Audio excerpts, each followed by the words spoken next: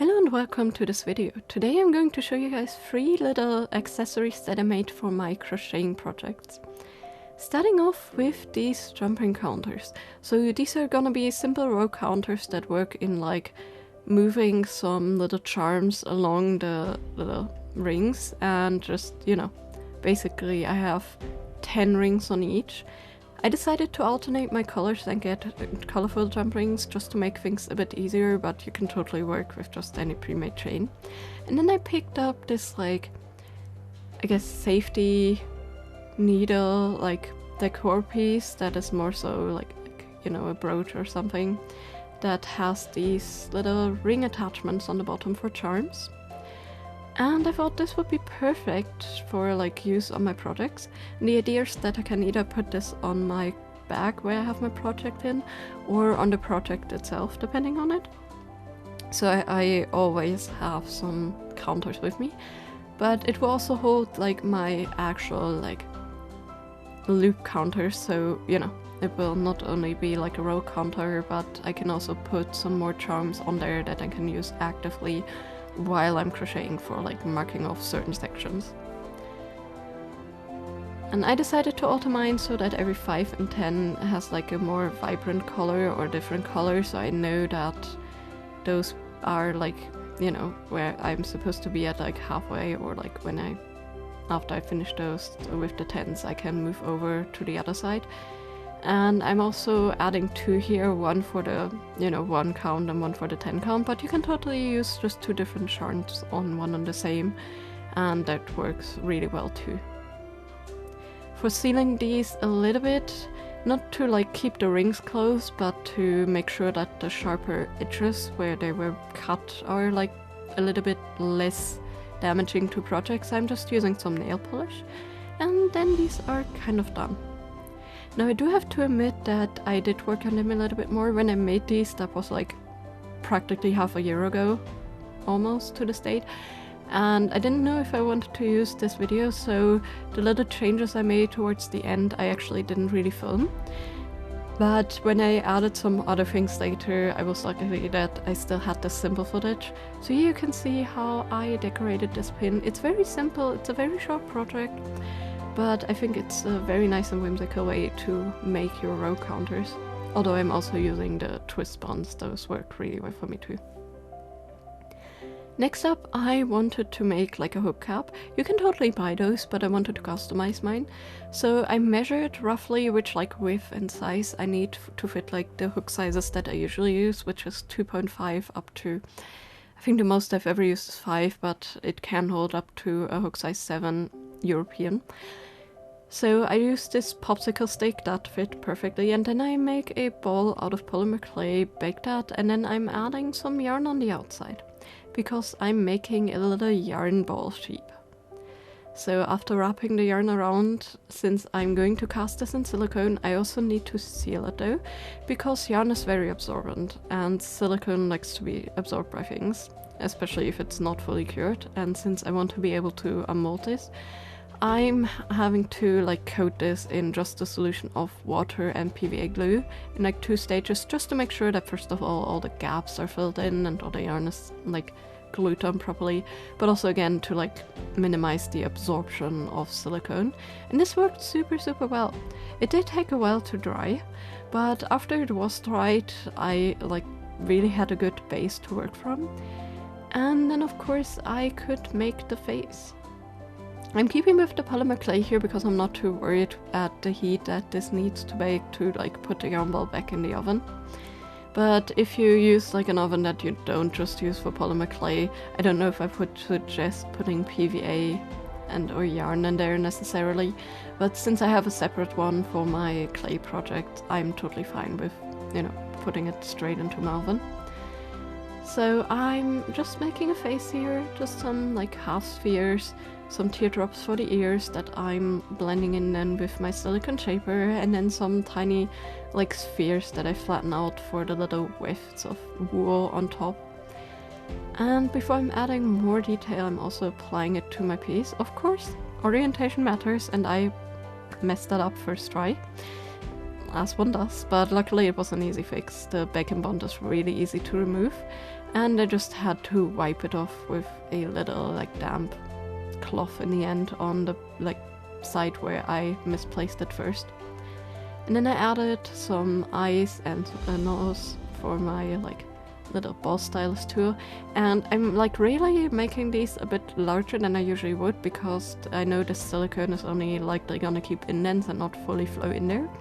So to just make sure that I get any form of detail from these, I'm making them a bit larger than I usually would want to, and this worked also really well. And then I'm just going around all the edges, making sure that they're laying nice and flat and are blended in so that no silicone can get stuck behind there and rip things off. And then I'm adding also some small feet, and these are not just for aesthetic purposes, but also that when I sit these down, that they don't just roll off the table. So I'm making sure that they're nice and flat and just adding a tiny bit of detail. If it wasn't for like me not wanting the thing to roll off the table, I don't know if I would actually have added them.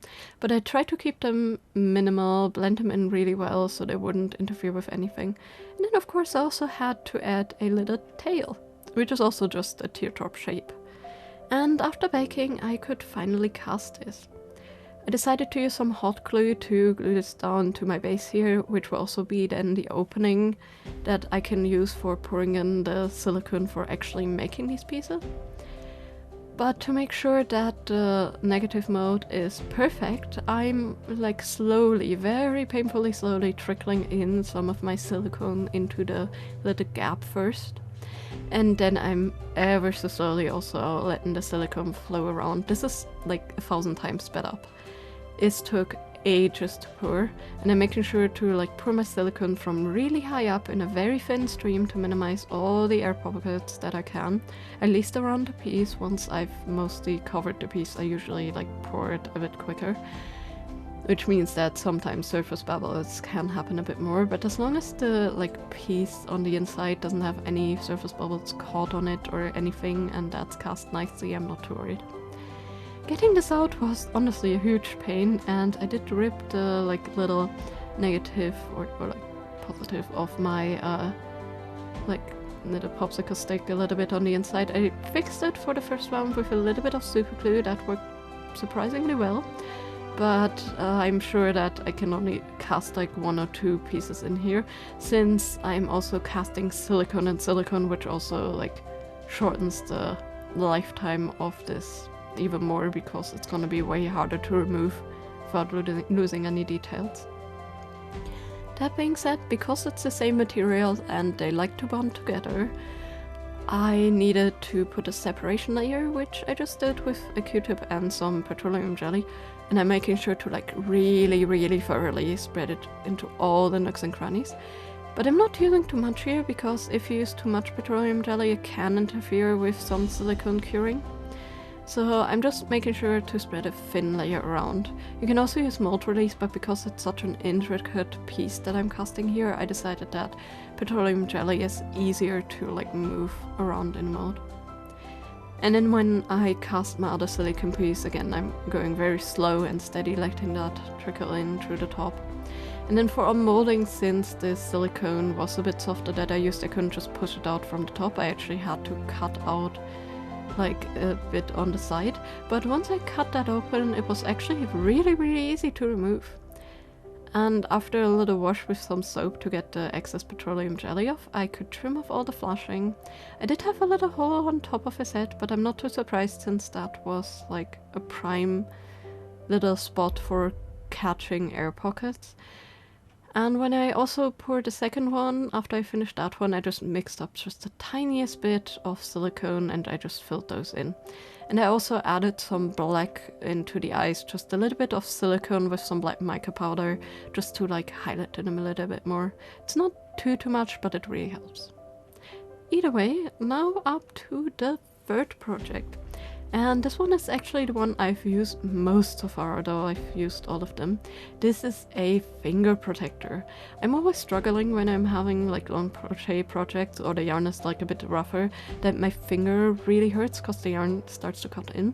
So I decided I have some thermoplastic, aka Warbler in this case, that I can just wrap around my finger and make like a little tiny perfectly fitting finger like protector. Of course this stuff is very slippery, which is also good for having the yarn light, but that also means that the yarn could slip off the sides. So after I put this on the finger and positioned it where I wanted it to, I first of all rounded off all the edges, and then I cut up some small strips of Wobbler, and Wobbler will stick to itself and you can really like move it and model it exactly how you want it to when you heat it up. So I just made some strips, blended them in thoroughly. I checked before and marked off where like I need the end pieces to be, and in my case I made some like ball shapes there to like keep the yarn in place on both ends of my finger where I needed to. But yeah, I'm basically just blending these like sides in with my fingers again. And this Wobbler I'm using here, it also comes in different colors, so you don't have to use skin toned. I just left mine as is because that's the material I have. But I'm basically just really slowly building up like all the pieces and how I need them, making the like side guards, so to speak, like a bit higher and lower in spots where I need them, changing up the like little anchor points, so to speak, for the yarn on both sides, and always test fitting and marking and testing with my yarn where it runs. And here you can see how on the left hand side the yarn perfectly sits in there already, and I just need to like fix it on the right hand side, which is literally the same step. Now of course you can also make some of these out of clay or something or anything else, but I found Wobbler, especially the one I have, since it doesn't get too hot and it like perfectly shapes around the finger, is like more than ideal. And with that done, that's all my 3 projects finished, and as you can see here, this is how the ring sits, and the yarn will sit perfectly on top and it cannot slip off between the 2 like little race bits that I did, and it still like nicely glides over this. You can of course like paint it or anything else, but I left mine blank to like not have any like paint come off on my yarn or anything. And even though it looks a bit weird in this color, it works perfectly, and again, it's the thing I practically use daily. Even so much that I actually made a larger one for thicker yarn, because I had a project that used a bit thicker yarn and I noticed that tends to roll over like my thinner one here. So I made 2 and they both work excellently. I also, as you can see in the background, made 2 of the row counters. Just one with like a 1 row and 2 charms, and then the one of course that I showed on video. And here you can also see the little sheep. And this holds really well. The needle or hook I'm using here is a 3.5 for this project. And of course the project can still slip over the handle of my hook, but the likeliness of that is a bit more minimal than it slipping off the front of the hook. And it holds so well, even though it's like a bit heavier, that I can like shake my hook around and I need to be like very violent to like get it off without like, you know, pulling on it. And this basically fits up to a 7.0, like pretty comfy, but the smallest size I managed to fit into this is a 2.5. Anything below that is a bit too small to hold. And here you can see like how I added like a little bit of the black in the eyes. It's not really that prominent, but it helps for the details. And both of these are absolutely adorable. And then as promised also, like here you can see the changes I made to the right row counter. So I just added like a little bar out of a flat piece of wire and just a little flower there, because they were dangling separately a bit too much, and when I had like a loose thread on my project they tended to entangle with it a bit more. The one that has a single row I usually put on my backpack more so than that I put it onto the project, since the clip-on piece is not really like designed to go in between the, like, you know, in between the yarn loops, I guess. But the right hand side one, when I actively use it and clip it to my projects, then, you know, I wanted that to not interfere with like any of my yarn and like damage it possibly. So this really helped with that. Anyways, as always, let me know in the comments down below what you think of these projects. Which one, if you're a crochet or knitter or, you know, any kind of fiber artist, which one do you think would be the most useful for you? And which one would you want to recreate? Again, besides like the custom finger cap, any of these you can buy. But there's also the fun especially with like the easy like row counters to like make them yourself.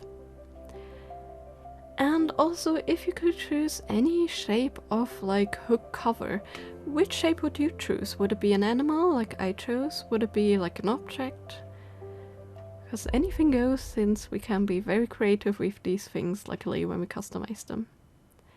And of course, as always, I hope you all have a great day. See you next time. Bye bye!